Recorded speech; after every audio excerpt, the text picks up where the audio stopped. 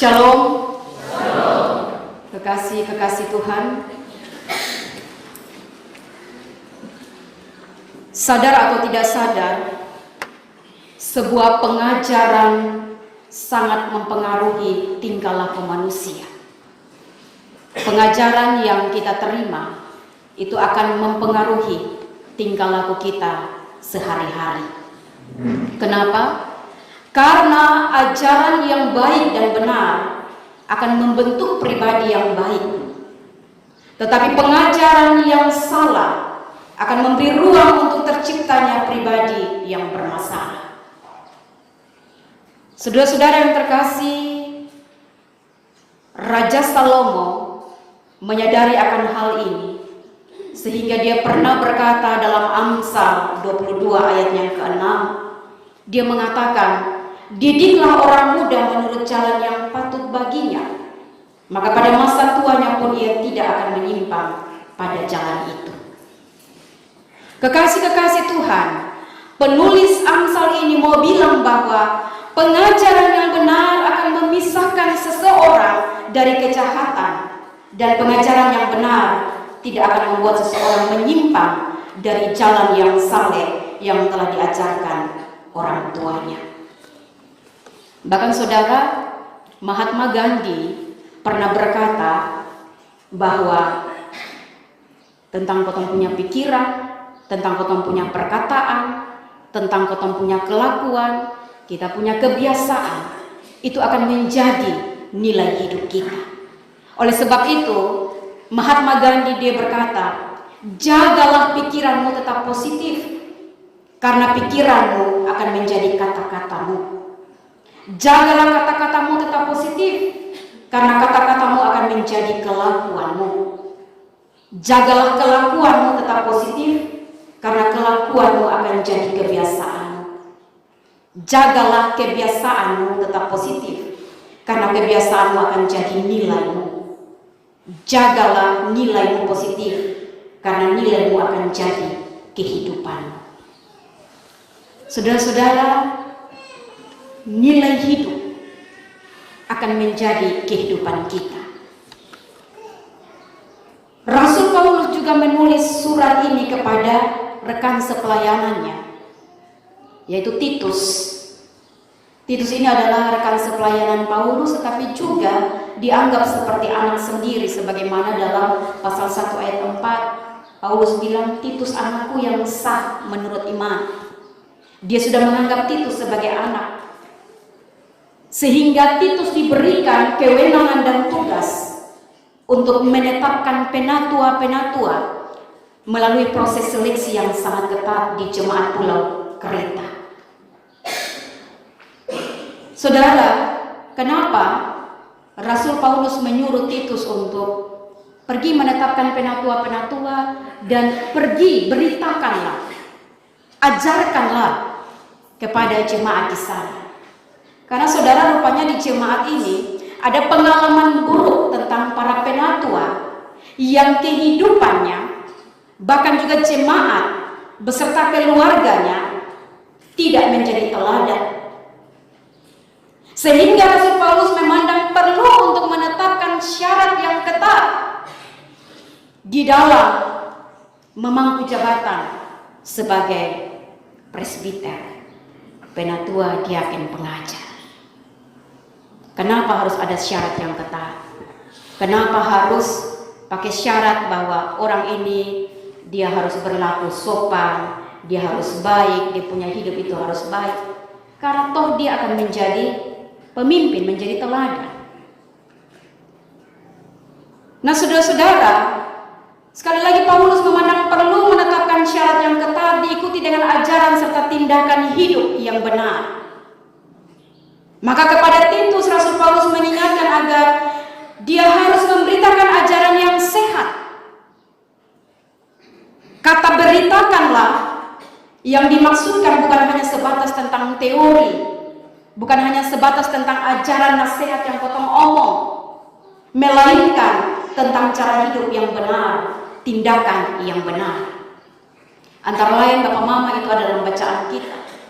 Bahkan di situ disebut sebagai orang laki-laki dewasa, hidupnya harus sederhana, hidupnya harus terhormat, dia harus bijaksana, dia setia dalam iman, harus tekun dan mengasihi.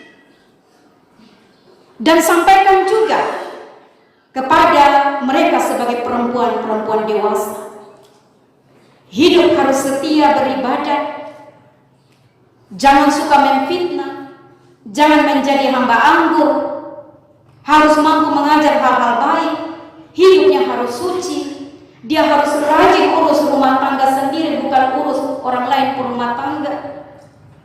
Dia harus berbaik hati dan taat kepada pasangan hidup. Ketika dia taat setia kepada pasangan hidup, maka firman Tuhan tidak akan dihujat oleh orang lain. Dan juga Rasul Paulus bilang kepada Titus, sampaikan juga kepada mereka sebagai orang-orang muda, agar mereka mampu menguasai diri dalam segala hal, bahkan mampu menjadi teladan dalam berbuat baik, harus jujur, serta menjaga kelakuan hidup benar, sehingga orang tidak mendapatkan ruang untuk dapat memfitnah Anda. Orang tidak akan mendapatkan ruang atau celah untuk dapat menyalahkan kita, selagi kita menjaga kelakuan hidup. Bahkan juga disampaikan kepada para hamba, sebagai para hamba dinasihatkan untuk hidup taat kepada tuannya, tidak berbantah-bantahan, tidak hidup curang, tetapi hidup tulus dan setia. Bapak, mama, saudara yang terkasih, inilah daftar cara hidup benar yang harus dipraktikkan dengan kesungguhan hati. Kenapa, saudara? Karena nama Kristus dan kekristenan dikenal baik atau sebaliknya itu terikat erat dengan cara hidup yang disaksikan oleh kita sebagai pengikut Kristus. Apalagi bagi yang akan ditetapkan menjadi pemimpin jemaat sebagai presbiter, sebagai penatua, diaken, pengajar, maka cara hidup yang benar itu menjadi syarat utama yang harus dipenuhi. Saudara-saudara yang terkasih, apakah syarat yang ketat ini sudah kotong jalankan? Ataukah kotong pakai main perasaan? Kotong pakai bilang, oh karena dia cuma majelis lama jadi tetap pakai dia saja. Dia sudah berpengalaman, tapi pengalamannya pengalaman yang baik atau tidak?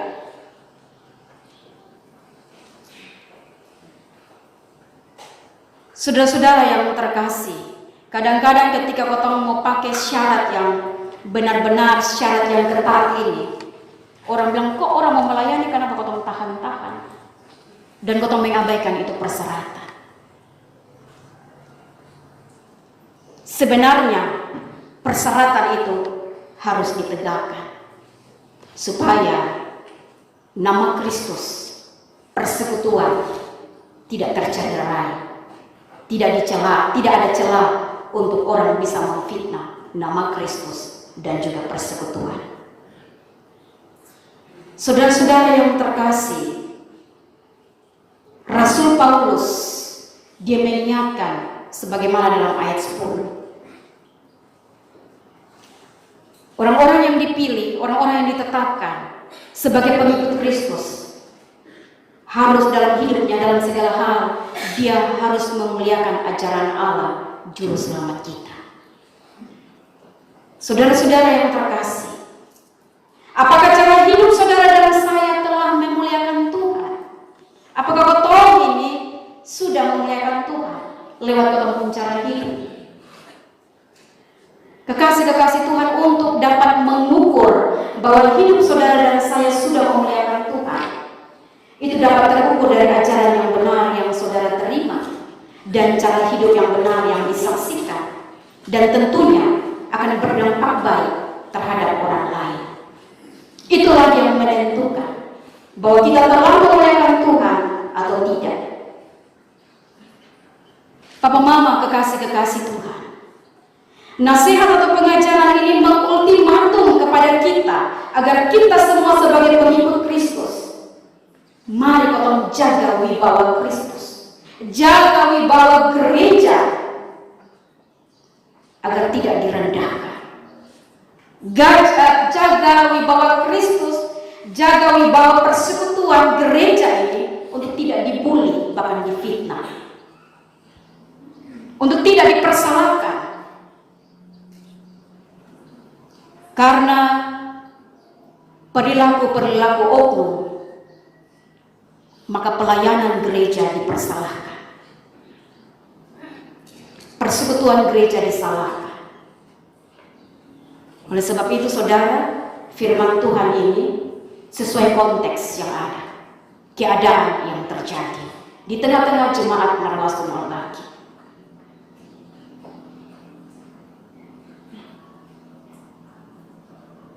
Saudara-saudara yang terkasih, sekali lagi bahwa pengajaran ini mengultimatum agar kita sebagai pengikut Kristus jaga itu wibawa Kristus, jaga itu wibawa pelayanan, jaga itu gambar Allah yang ada pada saudara dan saya. Baik itu kita sebagai suami, kita sebagai istri, atau sebagai orang tua, kita sebagai orang-orang muda, supaya menjalani hidup dengan cara yang benar. Jadilah teladan yang baik dalam kehidupan bersama, dalam rumah tangga, dalam pelayanan, maupun dalam kebersamaan dengan orang lain. Dan itu harus menjadi hal yang penting yang dilakukan oleh kita. Kehidupan kita haruslah menjadi pengajaran dalam keteladanan. Kekasih-kekasih Tuhan, ada satu cerita tentang keteladanan hidup. Suatu waktu ada seorang muda, dia melihat gurunya sewaktu SMA di acara resepsi pernikahan. Karena dia melihat gurunya, kemudian dia segera menghampiri gurunya dan memberikan salam hormat dengan muka yang berbinar-binar. Dia senang karena dia bisa bertemu dengan gurunya di resepsi itu.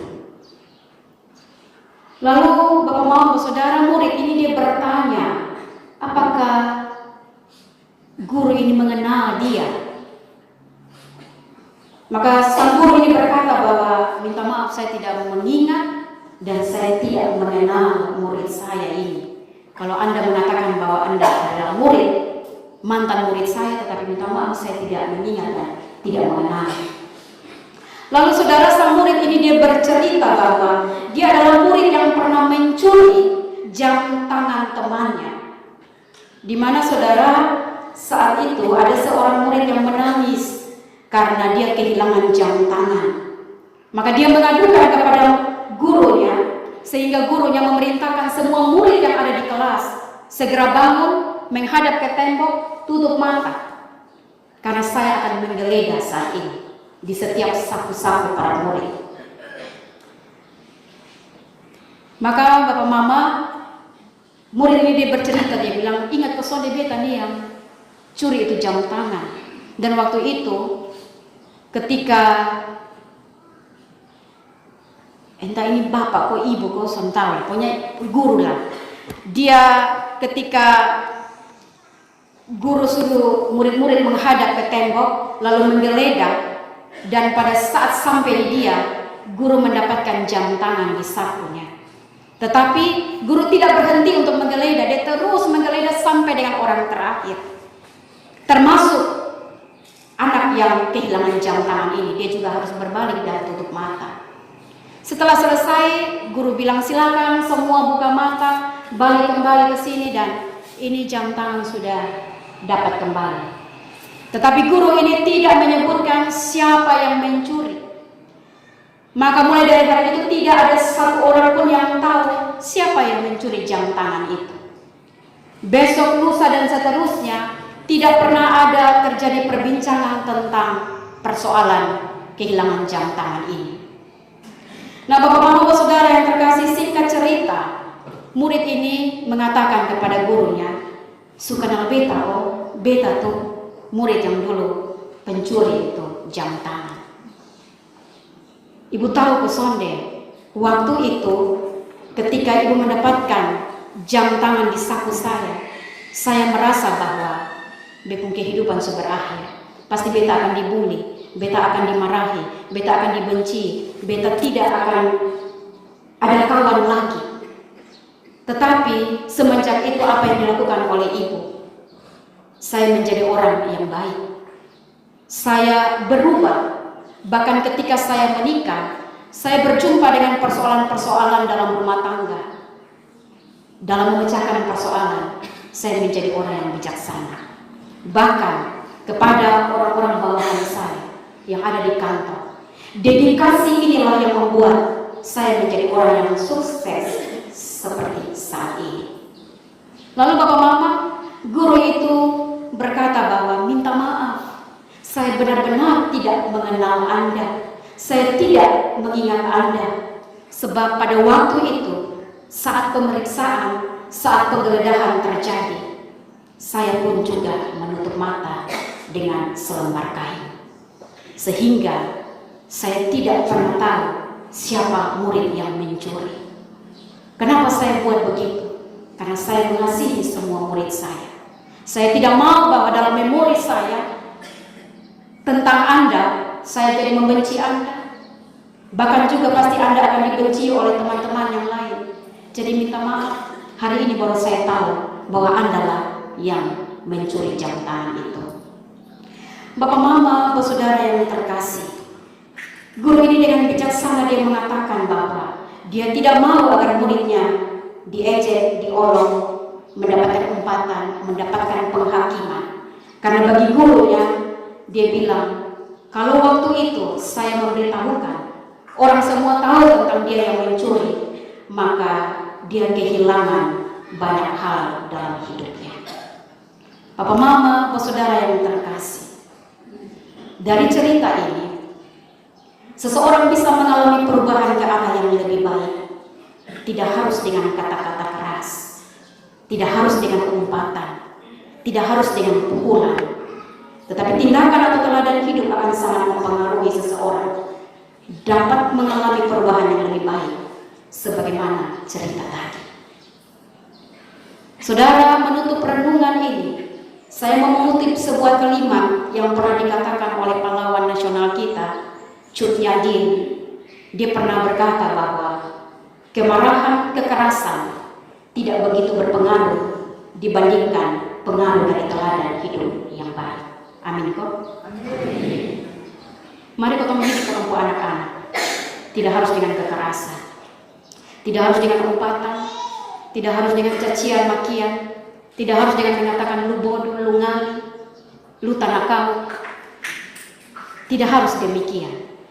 Tetapi mari kita memberikan pujian dan juga terutama adalah keteladanan. Bapak Mama, saudara yang terkasih, Yesus Kristus adalah guru agung yang telah memberikan teladan hidup, dan keteladanannya membawa keselamatan bagi semua kita yang percaya kepada Dia.